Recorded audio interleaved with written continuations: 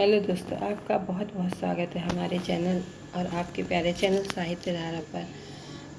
कुछ प्रश्न लेकर हम आपके समक्ष फिर उपस्थित हैं। प्रश्न संख्या 31। निम्नलिखित में से कौन द्रविड़ परिवार की भाषा? Option A Oriya, option B Bangla, option C Asamiya, option D Kannada. तो इसका सही ऑप्शन है ऑप्शन डी कन्नड़। द्रविड़ परिवार की भाषा कौन सी है? तो कन्नड़। प्रश्न संख्या 32। किस क्षेत्र की बोली को काशिका कहा गया?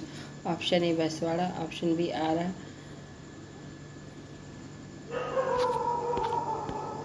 आरा Bhojpur, option C Banaras, option D Magadh. तो इसका सही ऑप्शन है ऑप्शन सी बनारस। प्रश्न संख्या 33। साहित्यिक अपभ्रंश को पुरानी हिंदी किसने कहा? Option A Acharya Ramchandra Shukla, option B Acharya Prasad Dwivedi ji, option C Shiv Singh Sengar, option D Rahul Shankar त्यायनन। तो सही ऑप्शन है ऑप्शन ए आचार्य रामचंद्र शुक्ल जी। प्रश्न संख्या 34। निम्नलिखित में से कौन भारोपी परिवार की भाषा नहीं है? Option A Marathi, option B Gujarati, option C Malayalam, option D Hindi. तो इसका सही ऑप्शन है ऑप्शन सी मलयालम। और सारी भाषाएं भारोपी परिवार की भाषा। प्रश्न संख्या 35। निम्नलिखित में से कौन संविधान की 8वीं अनुसूची में कौन सी भाषा शामिल नहीं है? तो प्रश्न संख्या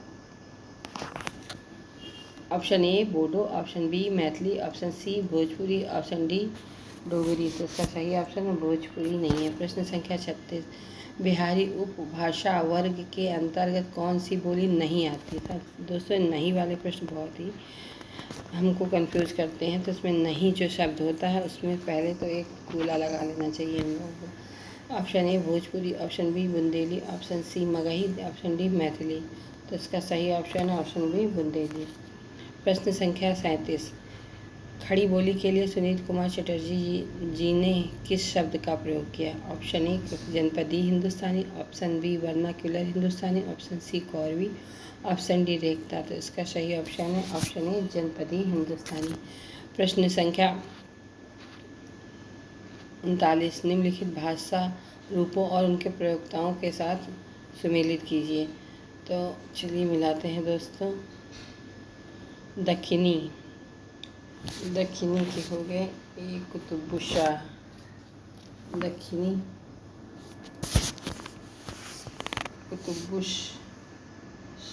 शाह। कोसली के हो गए दामोदर पंडित, ब्रजबुली के हो गए शंकर देव अवतरे, और संधा भाषा शरहपाद। इस प्रकार इसका सही ऑप्शन है ऑप्शन 2। प्रश्न संख्या 40। अपभ्रंश की उत्तरकालीन अवस्था का नाम क्या है?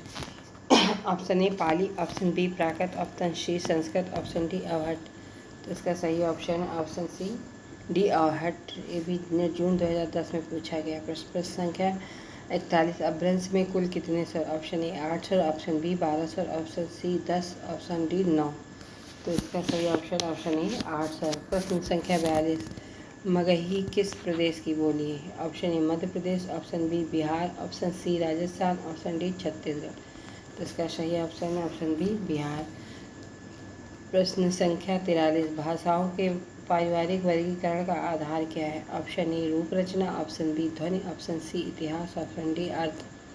तो इसका सही ऑप्शन है इतिहास। प्रश्न संख्या 44।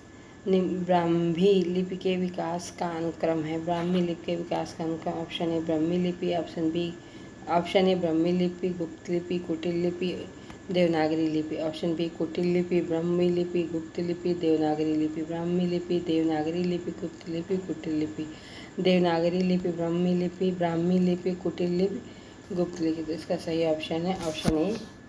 सही क्रम है ब्राह्मी लिपि, गुप्त लिपि, कुटिल लिपि, देवनागरी लिपि। कभी कभी दोस्तों सही क्रम मिलाने के लिए आता है, तब भी ये प्रश्न बहुत जल्दी हो जाते हैं। प्रश्न संख्या 45। भाषा की उत्पत्ति के संबंध में निम्नलिखित सिद्धांतों को उसके प्रतिपादकों के साथ सुमेलित कीजिए। चलिए दोस्तों इसको भी थोड़ा छोटा करके मिलाते हैं। धातु सिद्धांत हेज का है। यो हे हो सिद्धांत न्यायावर का है, और इंगित सिद्धांत राय का है, और संपर्क सिद्धांत रेवेंची का है। इस प्रकार इसका सही ऑप्शन हुआ 1 का 5 धातु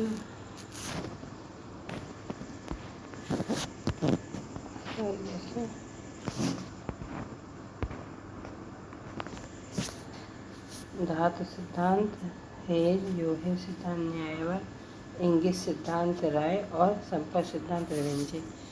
इस प्रकार इसका सही ऑप्शन सी। चलिए दोस्तों, आपको मेरा यह प्रयास कैसा लगा प्लीज़ कमेंट के माध्यम से ज़रूर बताएं और मुझको प्रोत्साहित करें। प्लीज़ लाइक करें, शेयर करें और सब्सक्राइब करें। धन्यवाद दोस्तों।